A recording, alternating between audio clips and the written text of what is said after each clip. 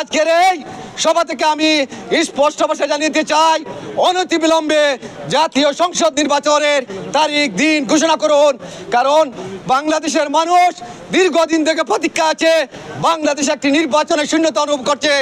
সাংবাদিক আবু তুরাব যে মারা গিয়েছে, তার যে মামলা হয়েছে, অবশ্যই আইনজীবী যারা আছেন সব আইনজীবী ভাই ও বোনেরা তুরাবের পক্ষে দাঁড়িয়ে আদালতে তত তাড়াতাড়ি সম্ভব যারা তুরাবকে মেরেছে তাদেরকে ফাঁসি না দেওয়া পর্যন্ত আমরা থামবো না।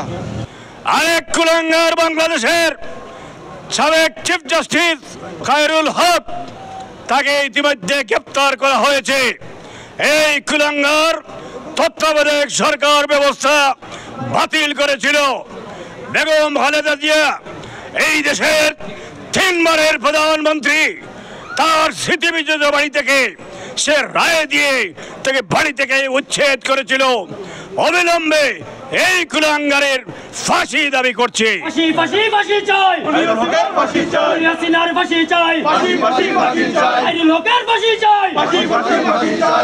আমরা আমাদের নেতা জনাব তারেক রহমান সাহেব প্রতিনিয়ত বলতেছেন নির্বাচন এবং নির্বাচনের বিকল্প কিছু নাই। আমরা বর্তমান সরকারের কাছে এই সভা থেকে আমরা আহ্বান করব, অনতিবিলম্বে একটা নিরপেক্ষ নির্বাচনের ব্যবস্থা করেন, যেখানে একটা নির্বাচিত সরকার থাকবে এবং বিভিন্ন স্তর থেকে স্বৈরাচারের দূষরদেরকে বিচার, প্রশাসন, পুলিশের সব জায়গা থেকে একটা করে বাছাই করে আমরা তাদেরকে উপযুক্ত শাস্তির ব্যবস্থা করতে পারবো।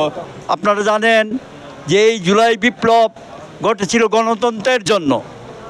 আজকে যখন আমরা গণতন্ত্রের কথা বলি, নির্বাচনের কথা বলি, দেখা যায় সেই সমস্ত দূষর আবার এই কোনো সুষ্ঠু নির্বাচন যাতে বাংলাদেশে অনুষ্ঠিত না হয় সেই পায়তারা চালাচ্ছে।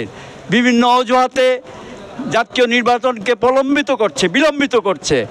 আমরা এই সভা থেকে দাবি জানাই যে গণতন্ত্রের স্বার্থে, রাষ্ট্রের স্বাধীনতা সার্বভৌমত্বের স্বার্থে অবিলম্বে জাতীয় নির্বাচন বাংলাদেশে রুটম্যাপ ঘোষণা করা হোক। আমরা চাচ্ছি আবু তুরাবের ন্যায় বিচার চাচ্ছি, দ্রুত তাড়াতাড়ি চার্জশিট দেওয়ার জন্য, কোর্টে চলে আসার জন্য। আমি আরেকটি আশ্বস্ত করতে চাই, আমরা আইনজীবী ফোরাম এই মামলা, আমাদের বিএনপি পন্থী বা আইনজীবী ফোরামের কোনো নেতাকর্মী এই মামলা পরিচালনা করবে না। ইনশাল্লাহ আমরা এটা বসে আমরা প্রয়োজনীয় সিদ্ধান্ত নেব। আবু তুরাবের সঠিক বিচার আমরা বাদীর পক্ষেই থাকবো, আমরা বাদী পক্ষে থাকবো। আইনজীবী ফোরাম আমরা এটা বসে আমরা এটা সিদ্ধান্ত নেব। ন্যায় বিচার নিশ্চিতের জন্য আমরা সার্বিক সহযোগিতা করবো। ঠিক 1 বছর পূর্বে এই দিনে আমরা এখানে দাঁড়িয়ে মিছিল নিয়ে এই দিনে বের হওয়ার চেষ্টা করেছিলাম।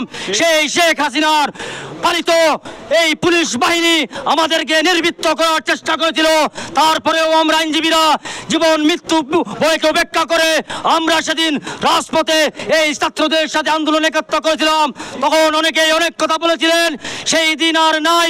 প্রিয় উপস্থিতি, আজকে আমাদের এই সমাবেশের একটাই উদ্দেশ্য, অনতিবিলম্বে এই খুনি হাসিনাকে বাংলাদেশে এনে এই জুলাই আগস্টের সকল শহীদদের বিচার কার্যক্রম করে খুনি হাসিনার ফাঁসি দিয়ে তাদের আত্মার শান্তি কামনা করা একটাই আমাদের উদ্দেশ্য।